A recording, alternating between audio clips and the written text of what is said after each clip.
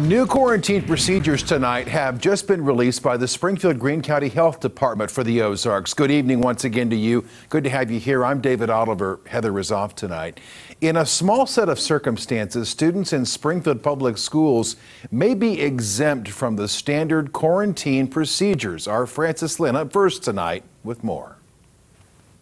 With the governor recently announcing changes in school guidance from both state departments of health and education, as well as input from experts, they all reflect sort of the growing evidence that there seems to be a lower risk of children passing COVID-19 to one another in a mass classroom setting. John Mooney with the health department says this new quarantine exemption is only if there was a potential exposure and both kids were masked. So if at any point there's an exposure where the two individuals are around each other and either one of them is not masked, it would not apply to that. This would only apply to students who have been exposed potentially to COVID-19 in a classroom setting when both the COVID positive case and that student are wearing masks. The same thing, say, during recess. If anyone takes their mask off, or during lunch, we know that people take their mask off, obviously, to eat.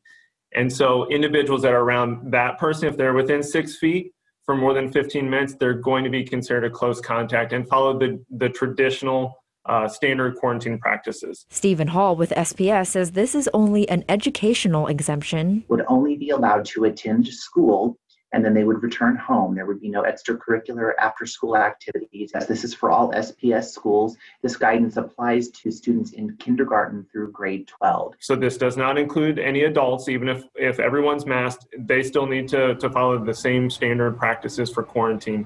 This is just pertaining to kids, and it's because there's a lower risk of transmission with kids. They would be required to wear a mask at all times, as other students are at school, except for when they're eating and drinking. And during those moments, they would be required to be at least 6 feet away from anyone else. And the goal is to keep kids in the classroom as much as possible, both for their educational needs and also for the other services and support that they receive from being at school. As for testing, the health department is still encouraging anyone who's been in close contact with someone who has COVID-19 to get tested as soon as possible. Francis Lynn, Ozarks First. And the Taney County Health